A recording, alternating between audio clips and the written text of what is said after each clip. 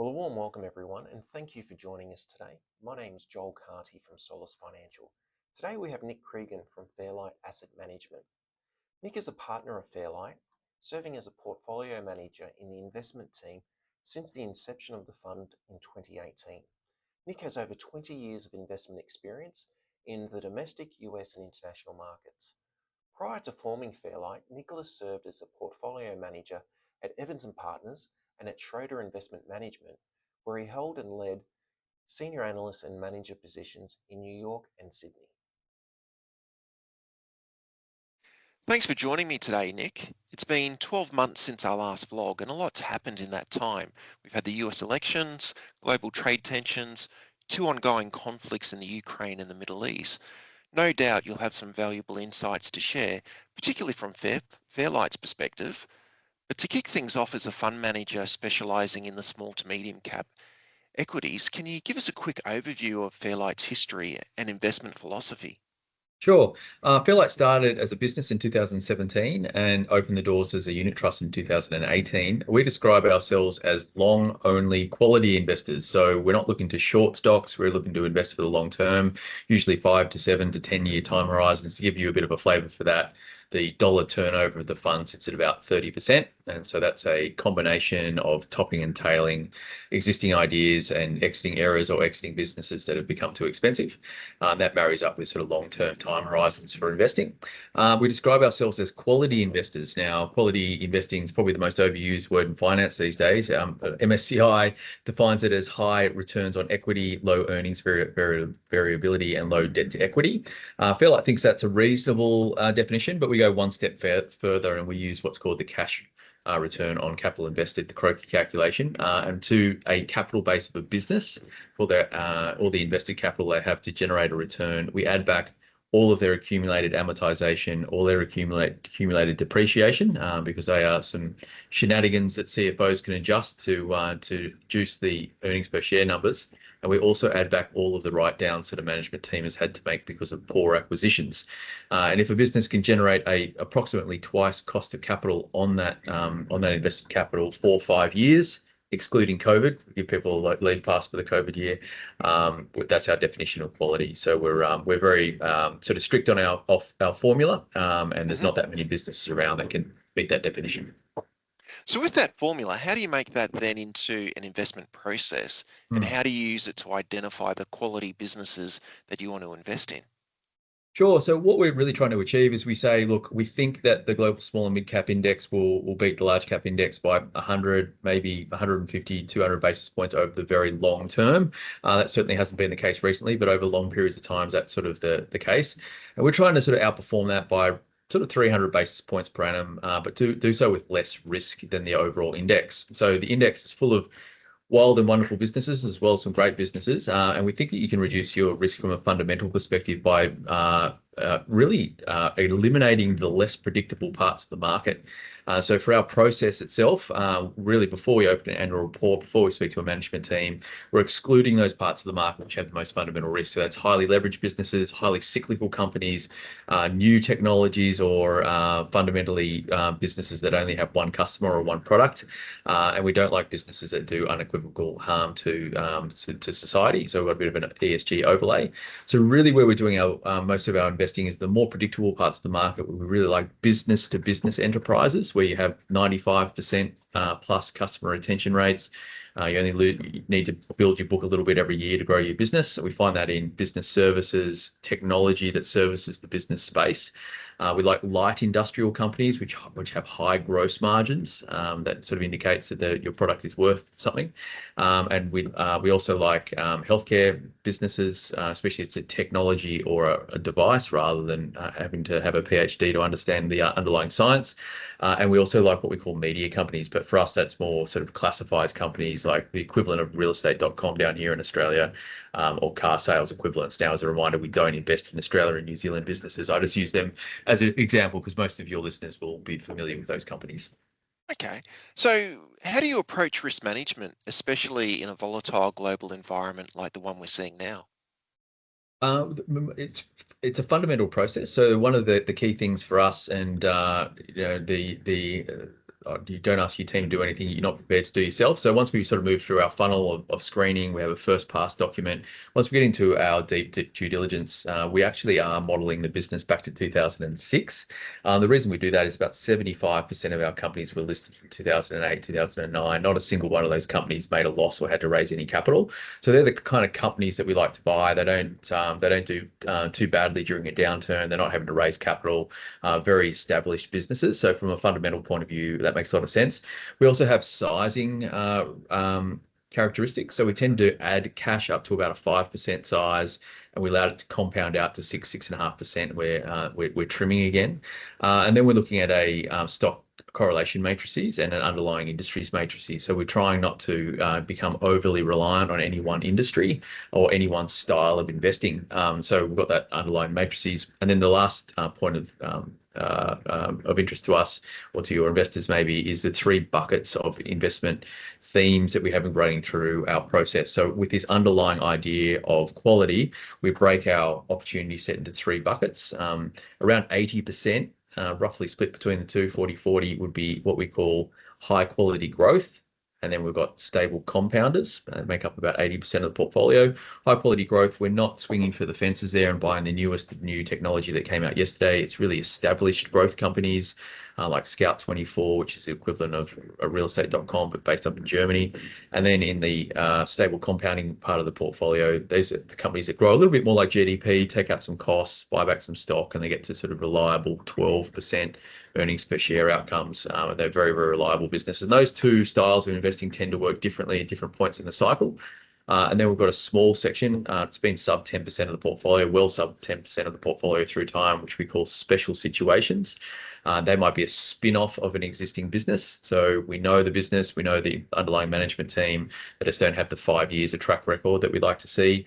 Or it might be what we'd call a low risk turnaround, a company that has previously met all of our metrics. It still generates a nice return on capital, but earnings per share might have gone backwards for a couple of years, but there's a pretty explainable reason for doing that. And so those 3 buckets or styles of investing running through the portfolio, the diversification, and then the fundamental risk removal at the start of the process allows us to think about the idea of not permanently losing capital for our clients. Okay.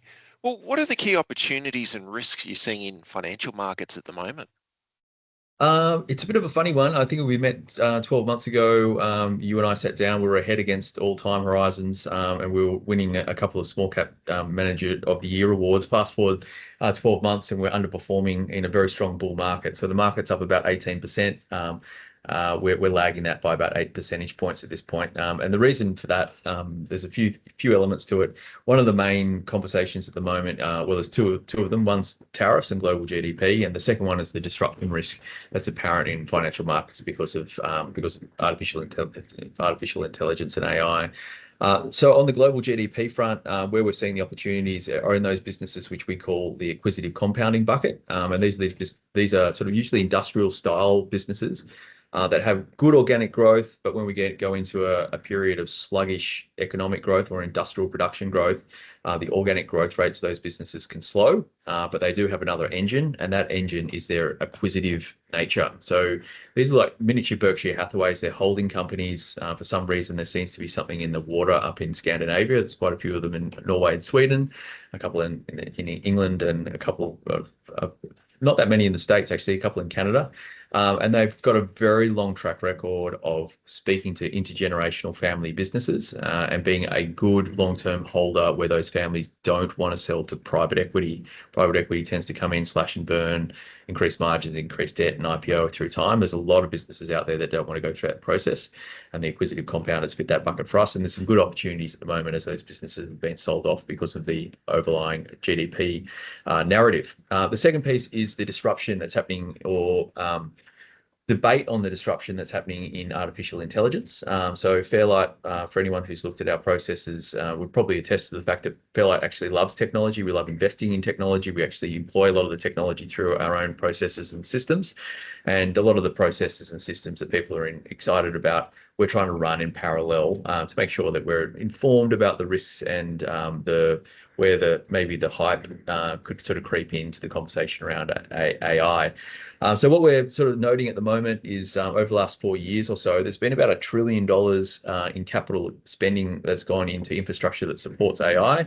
A good portion of that, maybe a third, has gone into buying short-lived GPUs. So they have to be depreciated over 3 to 5 year time horizons with an expectation that there's going to be quite a large revenue payoff here. Now, the numbers that we can cobble together, and it's quite hard to do, but the numbers we can cobble together suggests that the revenue return on that capex currently is about 100 to 150 billion, which equates to about a 5% revenue return on that investment. So if we get EBIT for now, that's just a revenue return. And the expectations is sort of 2028 to 2030, we're going to see this enormous hockey stick to get there, and we're going to get $1 trillion worth of revenue on that capex to kind of justify the amount of money that's gone in. Now, we're not saying that that doesn't happen over the long term. In fact, we're pretty confident that AI is a world-changing technology. We use it through our own business, and we think it's absolutely fantastic. It's just that when we look at what's happening on the ground, and when we speak to a lot of businesses that are essentially advisors into people's technology spend, the rhetoric and the truth are a long way apart at the moment. So a lot of people trying to implement what's called agentic AI systems are finding all sorts of roadblocks on permissioning data, finding the right talent, defining the business case, finding the process that's supposed to be solved. And we're finding the narrative around the disruption is a long way away from the reality. And the second piece is that a lot of the companies that are purported to be disrupted by this process, in a lot of cases actually own the conversation with the client, and they sort of have a software system or a process in place that allows them to add a lot of the processes and improvements in technology that is apparent from AI adjacent to what they're already doing, and we're seeing that in real time as well. So there's a lot of noise out there at the moment. There's a lot of movement, and that's throwing up some really good opportunities. But for Fairlight, it means we have to be a little bit more patient than we have been in the past. Okay. How does Fairlight then differentiate itself from other fund managers in the space? And what would you say are your greatest strengths? I think our greatest strength would have to be our discipline. So at the moment, we're remaining incredibly disciplined despite all the noise that's going around us. So we've got we've got 34 businesses in the portfolio at the moment, and some 50 to 60 that sit on our bench. And all of those businesses have the same sort of rigor and attention applied to them, and then a wider universe. And those are the businesses that we sort of compound our knowledge about over time. Now, we're always looking at new businesses coming through our screens. It's sort of 15% of it's 15% change in our screens on a quarterly basis throws up new ideas. But really, it's about getting to know these wonderful businesses really, really well and think about how they might be enhanced or how they might be disrupted. We're quite sort of narrow in the companies in which we would like to invest. It's more the predictable, hard to disrupt, very difficult to displace kind of companies that we like to invest in. And that sort of restricts our investment universe maybe a lot more than others, and it can result in a bit more of tracking error as it pertains to returns, both in the good times and the bad times. But what has sort of been apparent through that period is the underlying earnings of our companies have been pretty steady throughout. And so that's allowed us to really steady the ship and buy during periods of, I guess, market dislocation. The other thing for us is that we're very heavily invested in technology. So when Fairlight started, we were completely SaaS native. We didn't start with sort of legacy technology, Word documents, Excel spreadsheets. We moved straight to a database that allowed us to be set up no matter what the technological changes were in the future. And that's apparent. That's exactly apparent at the moment that those tools are becoming very, very useful for us for our research. So those are some of the things that set us apart. The others would be sort of cultural. So we are a boutique, wide equity ownership across the firm. We only do one thing and we do it well. We don't think that you can do global equities and Aussie equities side by side particularly well. You have different sort of operating hours. Your brain literally blows up if you're trying to analyze Australian companies all day and then switch your attention to international companies at night. Nor are we trying to do a large cap fund or a private fund. We're really just doing one thing, doing it really, really well. And I think the other thing that really sets us apart is our ability to put people on the ground. So we often have members of the team offshore for a couple of weeks, but we also have teams sort of living and experiencing overseas cultures and markets for 6 months at a time. We find that very, very useful to have that sort of dual travel mandate where we can implant ourselves into international markets. Oh, that's very, very expansive answer. Thanks. So can you share an example of a time when the fund experienced a challenging period and how you navigated through it to turn the performance around? I can explain two, 2021, 2022, and then currently again today. So we experienced the SaaS boom and bust of 21, 22. And what we experienced was the underlying performance of the fund wasn't reflective of the underlying earnings of the fund. So we underperformed pretty heavily in 2022, despite our earnings per share at the end of the year coming through at 17% versus 5% for the S&P 500. And that responded, our unit price responded very nicely in 2023 and outperformed quite nicely. And so through that period, we just doubled down on our research, make sure we hadn't made any errors, make sure that we were continuing to debate honestly and openly with each other, cut as many mistakes as early as humanly possible, and do our what we call our down 15% reviews. So part of the risk management process, which you asked me about previously, is if a business has underperformed the index by 15%, it automatically triggers a review of the stock. Now, in years like 22 and like today, you can imagine there's quite a few triggers going on. And so we try and get through as many of those as humanly possible. A lot of the time that results in us thinking nothing particularly has changed, and we're either going to hold onto that position or we're going to add to it. Sometimes it unturns some sort of debate amongst the team. Do we have some structural change here, some investment thesis drift? If we do have investment thesis drift, we cut that position to zero. We don't sort of dilly-dally around. We just cut it out completely. It doesn't mean we can't come back to it and potentially reinvest in it. It's just that today, our assessment is that we may have got that wrong. Fast forward through to today. What a difference 6 months make. 6 months ago, we were ahead on all time horizons and high-fiving with investors. And at the moment, we're explaining our poor performance in a very strong equity market. And again, we're just remaining incredibly disciplined through this period. So we just had a research meeting this morning running through our portfolio and the potential investee companies on the bench. And obviously, as those names move around and prices either lag or outright deteriorate, on the flip side, as some of our businesses have done well, we're always trying to assess where the best opportunities are, remaining as calm as humanly possible, speaking to as many management teams as humanly possible, and then also rationally looking at the environment around us and seeing this sort of huge amount of spending that's going on for questionable returns, and being quite cognizant that if you're chasing infrastructure type plays in the AI space, etc., that may work, and it may work for longer than seems rational. But to us, we're finding it very, very difficult to see evidence of massive payoffs at this point for all the infrastructure spend. So again, it's just about remaining rational. And if we're wrong, we try and turn on a dime and obviously adjust. But at the moment, we're not seeing too much evidence for that. So what type of investments and sectors are you leaning into recently? It's definitely been in that acquisitive compounding space that I've spoken about. And then in the software space where there's businesses that are considered to legacy tech. So we've had some businesses actually we've sold out of previously that have started to look attractive again. So a lot of those companies got incredibly expensive during 21 and then really bottomed out in 22 and then have since sort of revalued into sort of stratospheric sort of multiples. And as those businesses come back, we do see some opportunities there. We're also seeing opportunities in sort of data businesses where we think the narrative's quite incorrect. So there's a sort of narrative around at the moment that some data businesses can be replaced by large language models. In our view, that's a bit of a false narrative because most of that data actually sits behind the company's firewalls and isn't available to the public, and it certainly isn't available publicly for large language model consumption. So that does throw up some interesting debates internally about what that means for these businesses. And we think that that sort of looks like an opportunity. And then in the housing space, we still like the renovation and repair market. So we don't go in the pointy end of the housing market, but things like sort of pool maintenance and repair, sort of paint businesses, etc. If rates do come down, perhaps we see a little bit of activity on renovation and repair, and certainly maintenance is always going to be ongoing for businesses like Ferguson, which would be the equivalent of Reece Plumbing here in Australia for those that are more akin to Australian businesses. They are all trading on pretty attractive multiples. So it's pretty rich pickings, I think, in our part of the market. Our portfolio is looking one of the nicest discounts to intrinsic value we've seen for quite some time. And then the flip side to that is, are we Luddites and have we missed it? And it's everything to do with sort of AI infrastructure spend. Businesses that weren't around 2 years ago are now trading on some pretty funny multiples. And we just can't help but think, having started my career in 1999 and seen 21, 22 and seeing this stuff happen around me again, that maybe I'm old and crusty, but I'm a little bit sort of less sanguine about what's sort of happening in the world at the moment.